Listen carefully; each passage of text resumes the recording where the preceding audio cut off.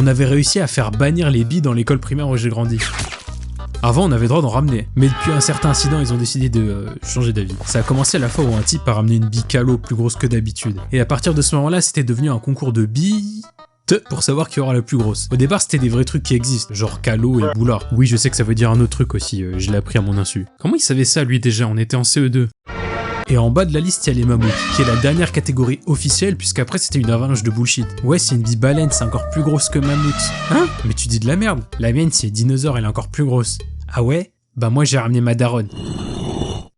Chef, avoir une grosse bille, ça donnait un autre avantage aussi. En fait, dans le jeu auquel tout le monde jouait, fallait dégager son adversaire de la bouche d'égout qui servait d'arène. Du coup, des petits malins se sont dit que ramener un objet imbougeable, ce serait une freewheel. Et ils avaient raison, essaie de bouger une boule de bowling avec ta bille de merde. C'était valable dans les deux sens, parce qu'avec le poids du truc, pousser la bille de manière classique, ça enculait tes doigts. Donc ça jouait comme des abrutis, et vas-y que ça met des patates dans la bille. Et forcément, quand une bille se brisait, avec la taille du truc, ça faisait des sharpnels de partout. Et quand toi tu t'agenouillais pour jouer, ça transformait la surface de ton tibia en papier de verre.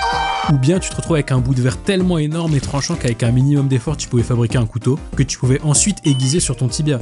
À force de voir la cour petit à petit devenir un serveur Rust, les profs ont commencé à se dire que c'était peut-être dangereux. Mais ça a vraiment dégénéré le jour où deux types se sont embrouillés et que l'un d'eux a eu la brillante idée de balancer la sphère en céramique de 800 kg qui lui sert de bille dans la gueule de l'autre.